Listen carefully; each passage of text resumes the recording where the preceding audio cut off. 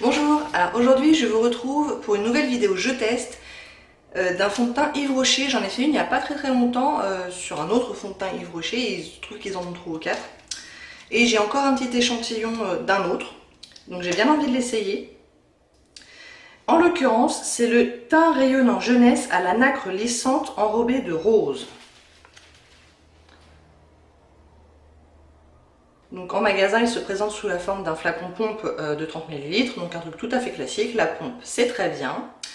Le prix de base est de 29,80 €, mais comme je vous disais dans la vidéo précédente sur Yves Rocher, surtout il ne faut jamais rien acheter au tarif de base. Chez Yves Rocher, il y a toujours des réductions. Là en l'occurrence, il est en ce moment à moins 40%, ça le rend à 17,88 €. Mais si vous recevez chez vous vous savez, des cartons là, de promotion, vous pouvez certainement l'avoir à moins 50%. Donc il rendra un petit peu en dessous de 15 €. Bon, s'il vaut le coup, le prix me paraît correct, avec moins 40 ou moins 50%. 30 € ça me paraît un peu cher quand même. Puis s'il est nul, bon bah il est nul quoi, on verra bien. Je vais vous montrer sur mon ordinateur à quoi il ressemble en magasin, parce que là je n'ai donc qu'un échantillon. Donc le voici, le voilà. Et je rappelle, c'est le teint rayonnant jeunesse. Comme vous pouvez le constater, il y a 10 teintes. 10 teintes, c'est moins que celui que j'avais fait avant. Je crois qu'il y avait genre 16 teintes. 10 teintes, c'est pas le top du top, quoi. Surtout que, ouais, ça va du très clair au moyen foncé, mais c'est pas du tout dans les teintes très foncées. Si vous êtes à la peau noire, c'est pas ce qu'il vous faut. Il y a 3 sous-tons possibles, beige, rosé ou doré.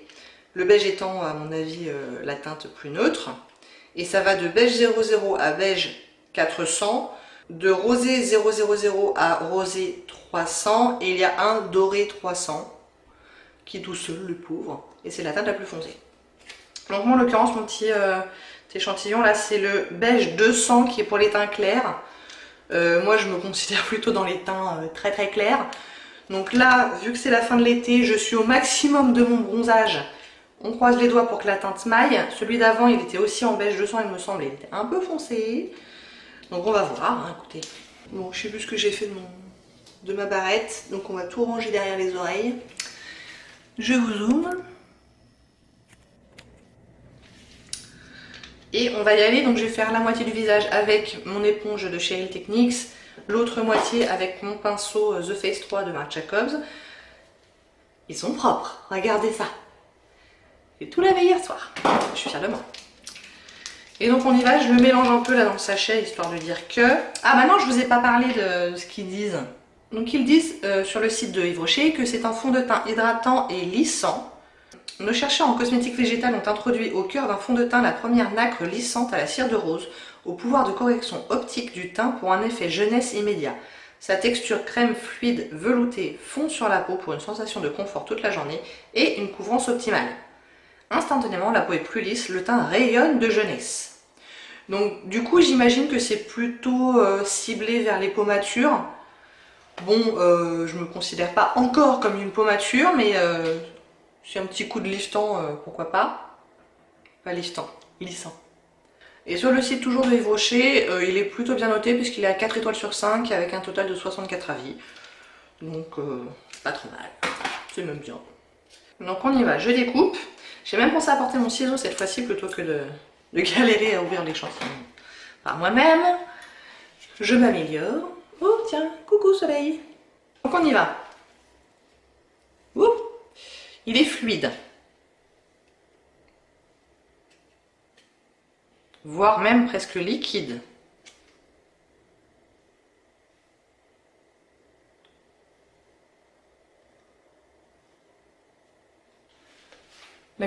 La couleur a l'air un peu foncée, mais ça peut peut-être le faire.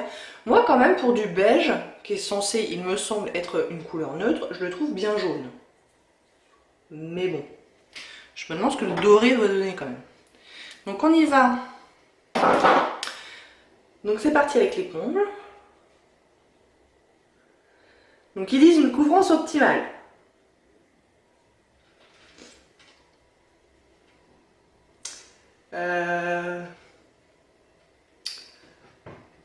Ouais. Couvrance couvrance optimale, je ne sais pas, ou alors on n'a pas la même définition de optimale, quoi. Quand même l'impression que globalement les fonds de teint Yves Rocher ont plutôt une couvrance légère. Bon, après la couleur ça va, je pense, ça passe quoi.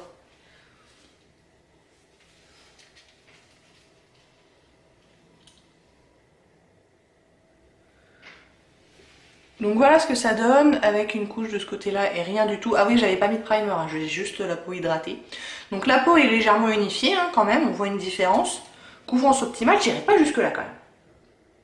Alors après, il est très liquide. En général, les fonds de teint très liquides, l'éponge n'est pas forcément leur meilleur ami puisque l'éponge a tendance à boire du produit. Donc on va voir de l'autre côté, avec le pinceau, si on arrive à une couvrance un petit peu meilleure.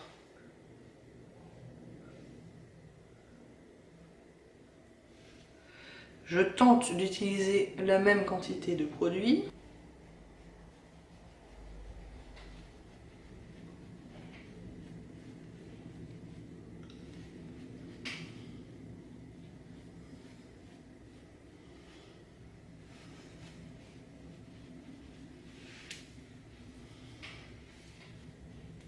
Un cheveu qui m'embête. Bon, ça s'estompe très bien, hein, que ce soit au pinceau ou à l'éponge, ça se fait vraiment rapidement. Donc ça, il n'y a vraiment pas de souci. Maintenant, est-ce que la couvrance est meilleure au pinceau? Si, un peu quand même. Si. Je trouve qu'au niveau du nez, là, c'est mieux au pinceau. Même au niveau des petites, enfin des grosses rougeurs que j'ai sur les joues, là, il y en a moins côté pinceau. Donc c'est plutôt un fond de teint que je recommanderais avec un pinceau. Bon, et ben ça c'est dit.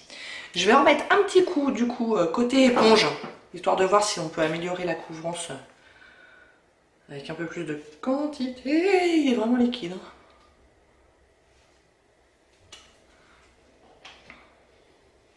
Du coup j'en mets vraiment que sur le milieu du visage.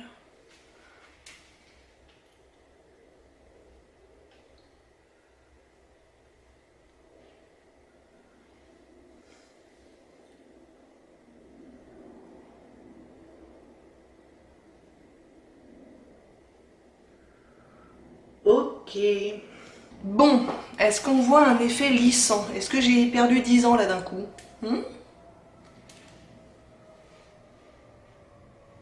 Ce qui me ferait du coup 12 ans. Alors, bon, effet lissant, j'y croyais, enfin, j'avais pas de grands espoirs sur le côté effet lissant, mais bon. Je trouve que le rendu est plutôt sympa. Pas de soucis au niveau du nez, où je peux avoir régulièrement des soucis de fond de teint qui se collectent dans les pores. Là, tout va bien. Le teint est plutôt bien unifié. Bon, clairement, il me reste des rougeurs, il me reste des imperfections, ça n'a pas couvert tout ça.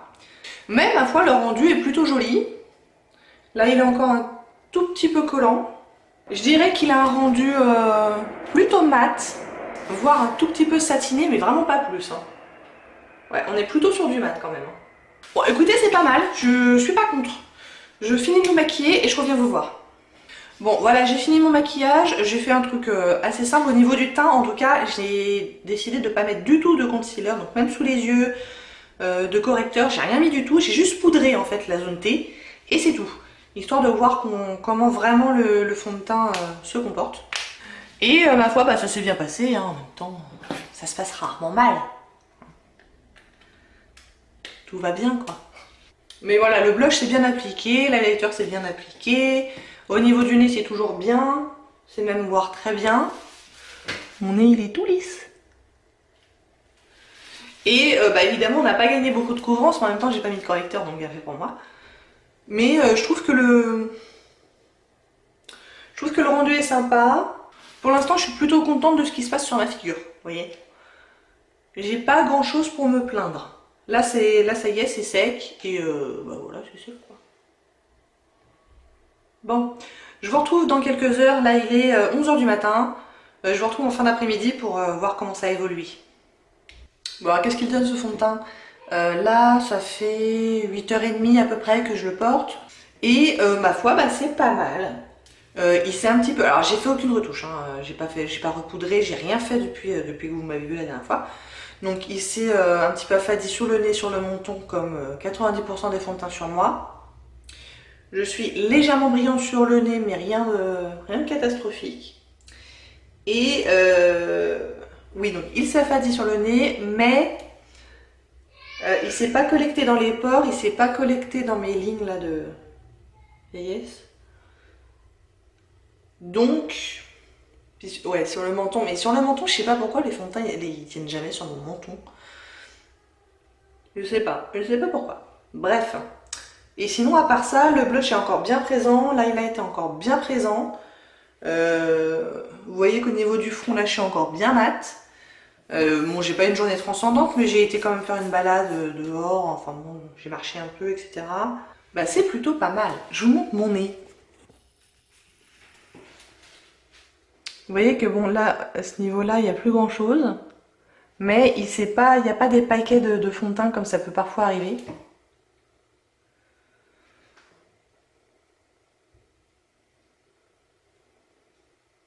Donc ma foi, c'est plutôt pas mal du tout. Par rapport à celui d'avant, qui était le couvrance 14 heures, je sais plus trop quoi. La tenue est peut-être un chouille moins bonne. L'autre avait vraiment mis le paquet sur la tenue qui était vraiment bonne. Mais celui-là, la couvrance est meilleure. L'autre, la couvrance était vraiment légère. Là, on a une couvrance, je dirais, légère à moyenne. Donc, ouais, non, je suis assez satisfaite de ce fond de teint, en fait, hein, franchement. Surtout pour une quinzaine, 15 à 17 euros. Ouais, je trouve qu'il les valent. Vraiment. Ouais, je trouve qu'il les vaut. Vraiment, il n'y a pas de souci. Alors, il faut savoir que moi, j'ai la peau plutôt normale, je dirais, normale à mixte. Donc, si vous avez la peau très sèche, peut-être qu'il vous conviendra moins bien. Le côté mat, etc., ça sera peut-être moins fait pour vous. Mais en même temps, j'en sais rien. Donc, bon, en tout cas, normal à mixte, ça convient bien. Alors après, l'effet lissant, peut-être qu'ils s'emballent un petit peu chez Yves Rocher, hein, les mecs du marketing. Donc non, moi j'ai pas vu d'effet lissant, mais c'est un fond de teint qui est, ma foi, tout à fait correct. Bon bah voilà, j'espère que ça vous a plu. Si oui, n'hésitez pas à commenter, à liker et à vous abonner. Et je vous dis à bientôt, au revoir.